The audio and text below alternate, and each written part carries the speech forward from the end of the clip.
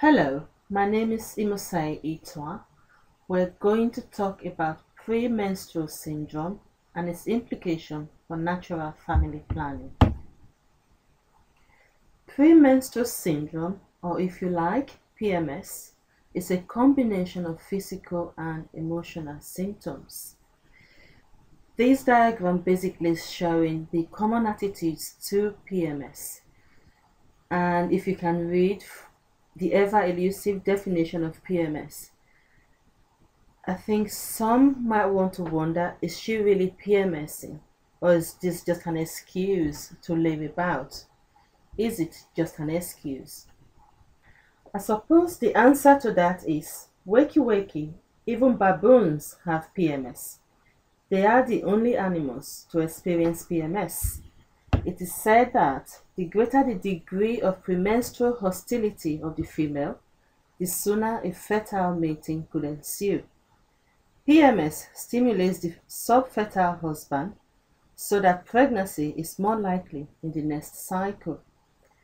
The point is, PMS was first seen as an imagined disease until it was used as a criminal defense in Britain in the 1980s.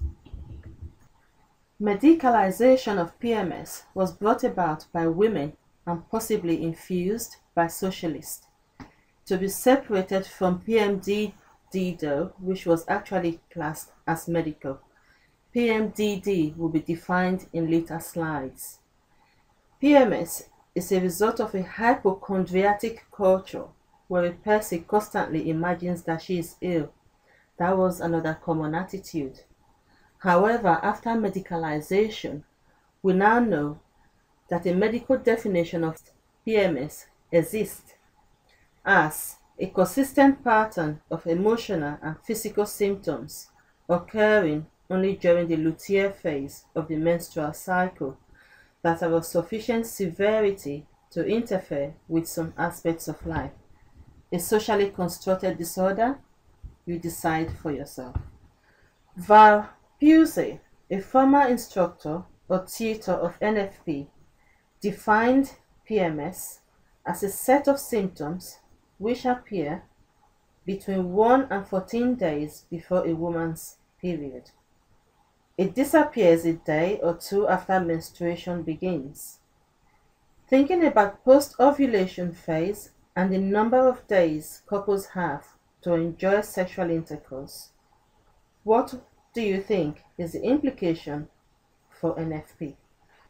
There is legal and clinical association as well. It has been regarded as a form of legal insanity. Defendants in 3 criminal actions successfully pleaded diminished responsibility or mitigating circumstances by proving they suffer from PMS. Sleepwalking has also been used as defense against crime. As recent as the year 2000, not so recent now, it was believed that women who have PMS are more at risk of having clinical depression. PMS is high among women with bipolar disorder, though a causal relationship has not been established. There are 3 related sleep disorders, namely premenstrual insomnia, menopausal insomnia, and premenstrual hypersomnia. Review the following case. A 17-year-old female presented with a 6-year history of exclusively premenstrual sleep terrors and injurious sleepwalking that began 1 year after menarche. During the 4 nights preceding each menses, she would scream and run from her bed. There was no history of premenstrual syndrome. Neurological evaluations had been unrevealing. Apart from mild mental retardation and attention deficit disorder, there was no psychiatric history. Then another case in 1980. 3 women successfully pleaded diminished responsibility or mitigation due to premenstrual syndrome in crimes of manslaughter, arson, and assault. All had long histories of repeated misdemeanors, which continued while in prison. police and prison records confirmed the diagnosis of premenstrual syndrome. It is known that 80% of menstruating women have experienced at least one symptom of PMS. Depending on the stringency in definition of PMS, between 3% to 30% of women are said to have PMS. I've included a website for you that contains quite a bit of information, some interesting, very factual information as well. Up to 2 to 5% of women are recorded to be affected. Emotion and mood symptoms are more consistent and disabling than physical ones, for example, bloating and headache. So, when does PMS become premenstrual dysphoric disorder? When a woman experiences more than 5 of the symptoms of PMS that causes significant disruption to daily functioning, PMS is said to have become PMDD.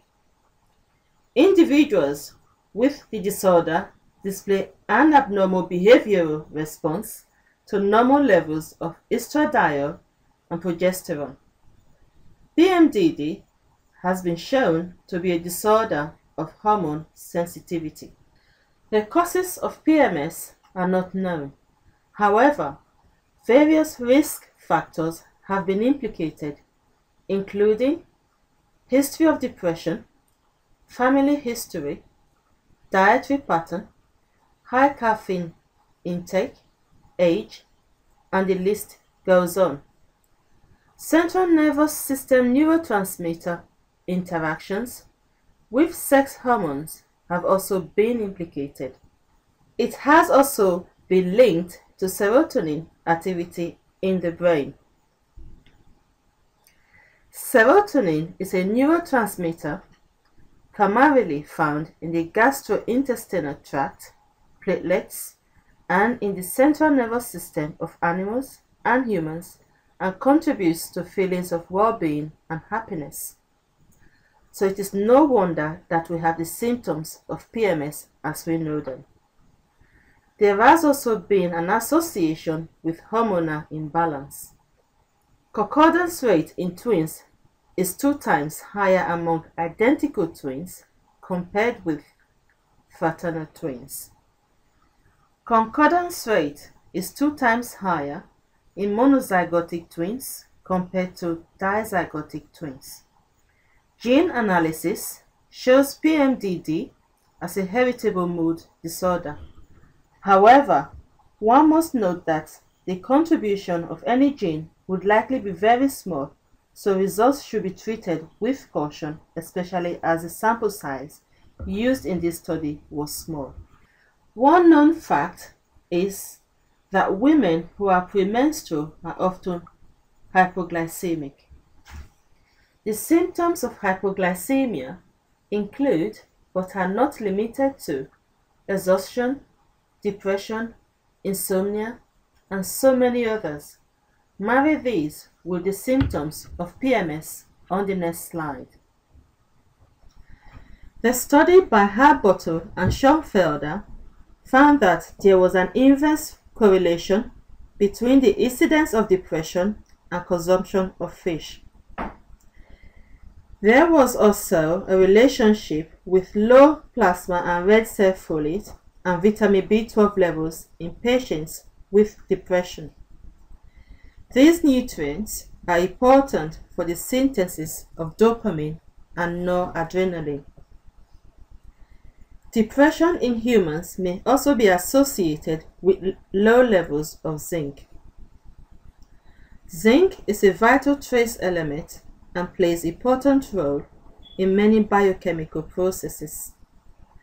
Zinc deficiency impairs brain function in animals and humans. It alters learning behavior and mental function.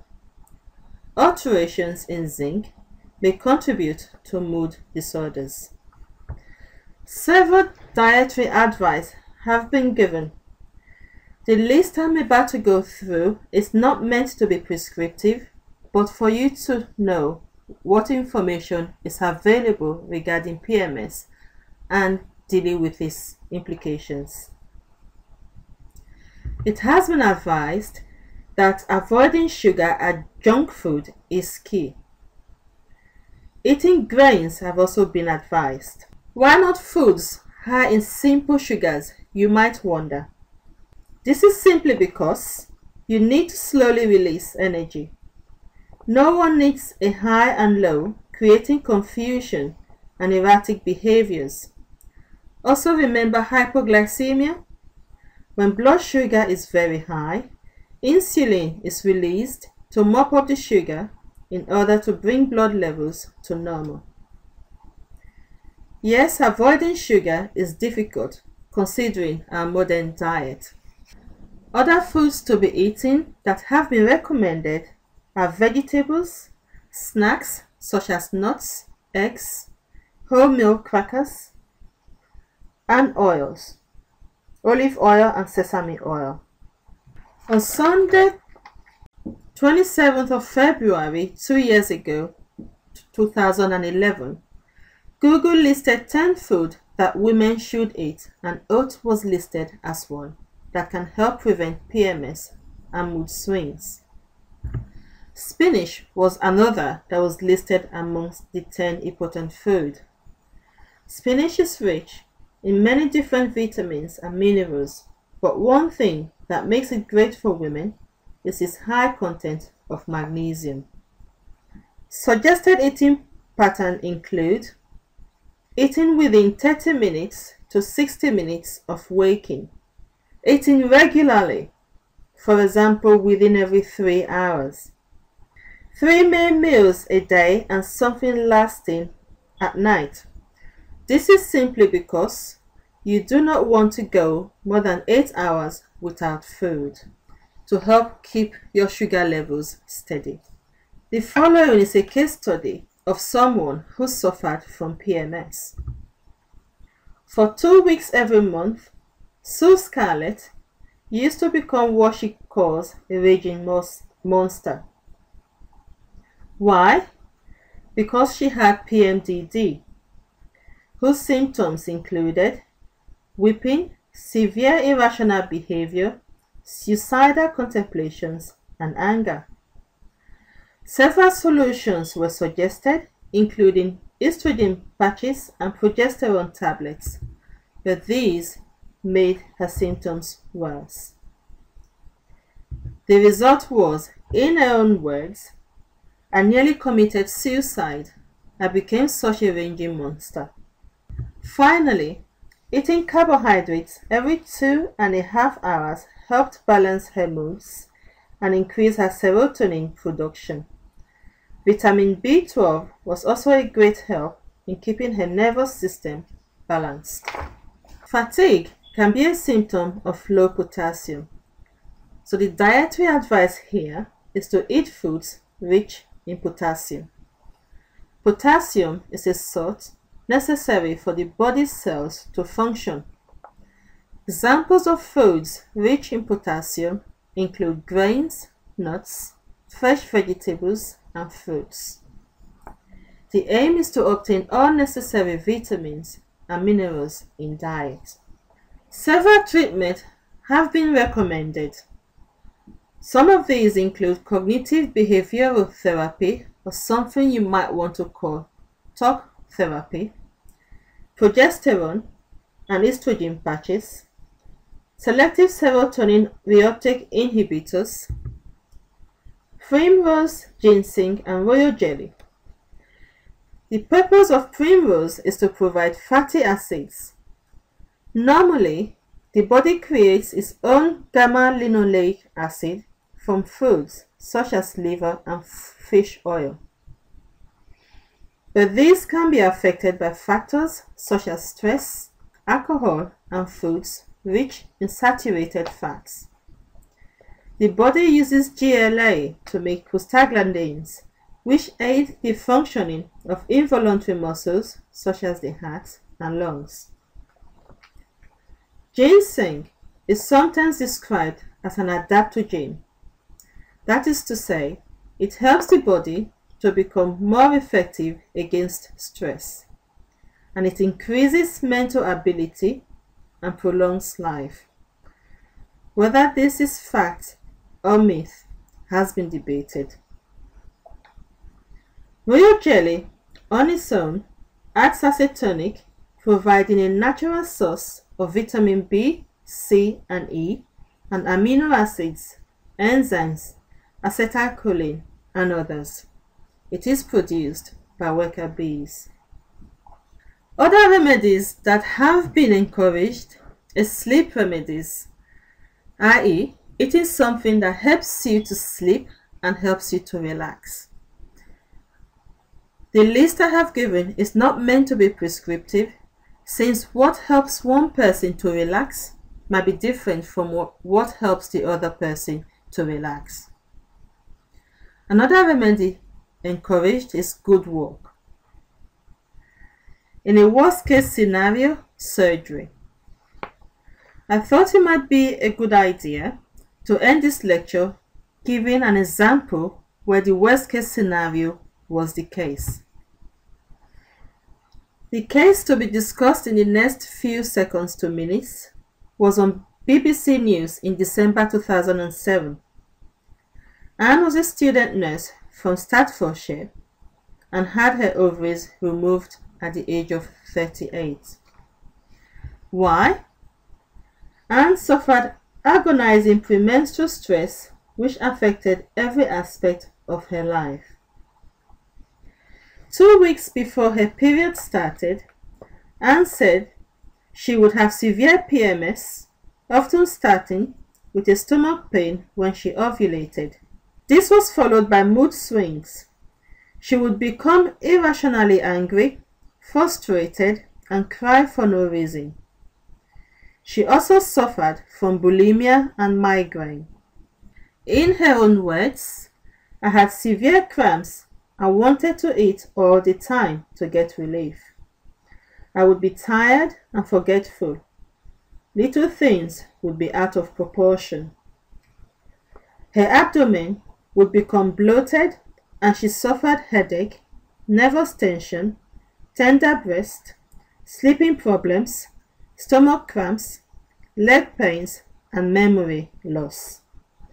Her irritable bowel syndrome would flare up and she would alternately become hot and cold. Again in her own words, in the end, I had my ovaries, womb and cervix removed. My surgeon advised that because I would not be using my womb, it would be a good idea to have it out in case of future problems. I have included several references here for you to further explore. Thank you.